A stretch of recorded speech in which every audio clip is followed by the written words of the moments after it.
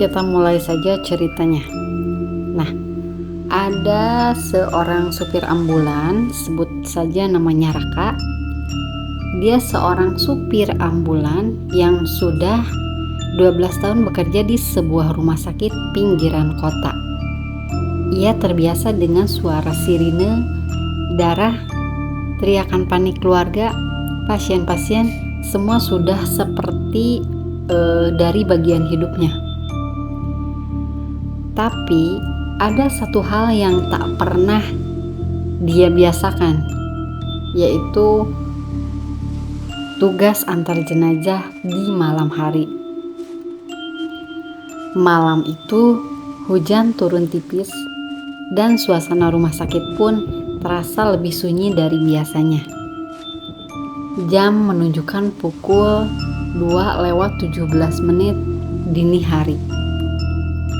Saat perawat memanggilnya, "Mas, tolong antar satu jenazah ke rumah duka di desa," sebut saja desanya Desa Wanasari ya. Nah, si Mas Raka itu mengangguk. Kemudian dia membuka kantong jenazah yang diletakkan di brangkar. Di kartu pasien tertulis nama Santi Dewi, berusia 24 tahun. Penyebab dari meninggalnya yaitu kecelakaan tunggal. Namun, sesuatu membuat Mas Raka merinding. Wajah almarhum terlihat seperti sedang menahan sesuatu. Bibirnya sedikit terbuka seolah hendak berteriak. Lalu Mas Raka menutup resleting kantong jenazah sampai atas sambil berkata, "Maaf ya Mbak, saya cuma nganter." Ia mendorong brangkar menuju ambulan. Tak lama kemudian, hujan gerimis menabur suara berdesis di atap.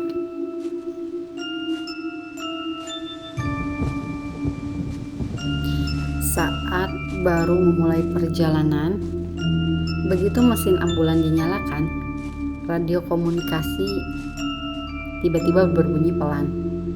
Krek krek. "Raka, jangan antar." Raka merengutkan kening. Raka bertanya, "Rawat jaga, ini radio kalian rusak ya?" Tapi perawat itu tidak ada yang menjawab. Raka mengabaikannya, lalu mulai berkendara. Jalan menuju Desa Wanasari harus melewati hutan kecil tanpa penerangan. Di tengah hujan dan kabut, jalanan makin sepi. Pukul 2:46, tiba-tiba ada bunyi ketukan dari belakang. Tok, tok, tok.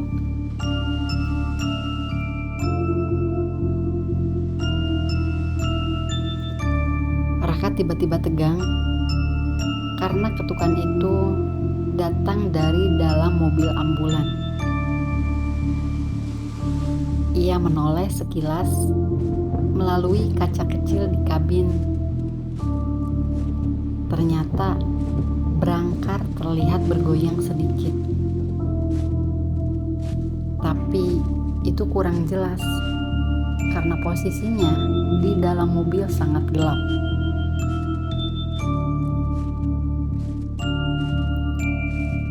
Raka berpikir mungkin karena jalanannya rusak, jadi brangkarnya ikut bergoyang atau menggeser sedikit.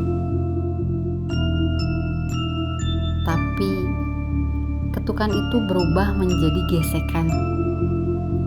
seperti kuku menyeret dinding ambulan. Seret, seret.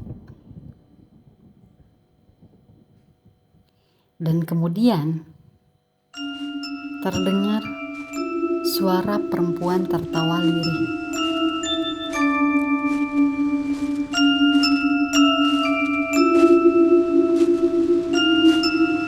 Raka pun mulai takut. Kemudian dia mematikan radio. Hujan makin deras dan tawa itu makin jelas. Suaranya seperti berasal dari kantong jenazah.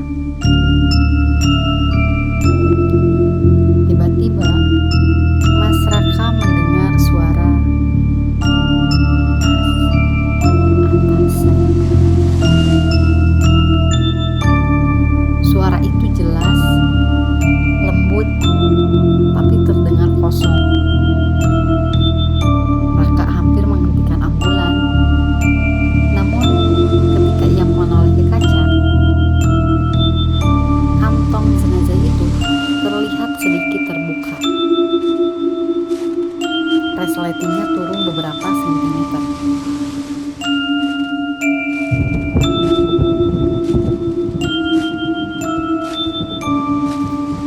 Sebelum berangkat mengantarkan jenazah, Raka ingat betul bahwa resletingnya sudah tertutup rapat.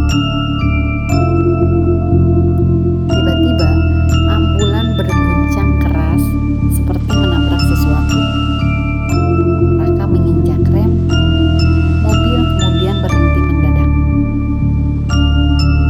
Saat lampu kabin belakang menyala otomatis karena guncangan, Raka melihat sesuatu yang membuat darahnya membeku. Tiba-tiba jari tangan pucat keluar dari dalam kantong jenazah, meraba-raba udara. Sontak kejadian itu membuat Raka kaget.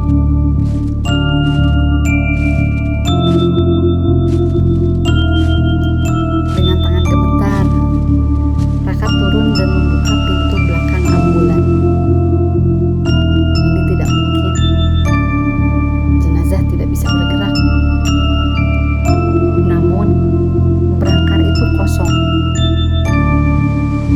Kantong jenazah tergeletak di lantai. Resleting terbuka penuh.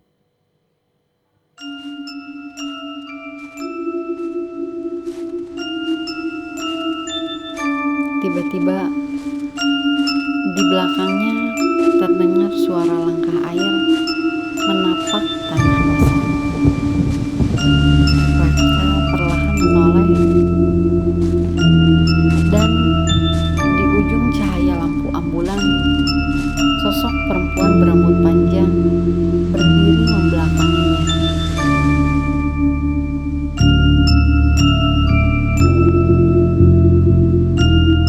Raka ingin kabur, tapi kakinya sangat lemas. Sosok itu berbisik tanpa menoleh. Itu saya, tidak ada yang. Ia berbalik perlahan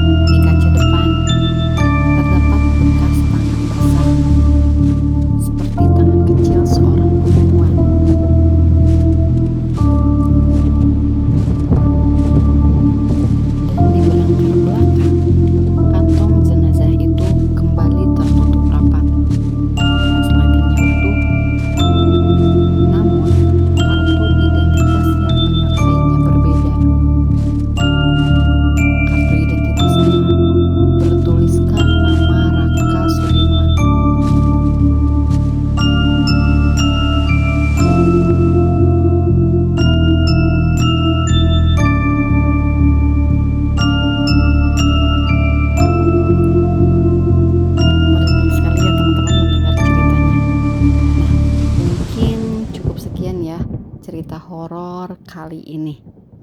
Nantikan cerita-cerita selanjutnya dan terima kasih yang sudah mendengarkan sampai akhir. Aku pamit. Assalamualaikum warahmatullahi wabarakatuh.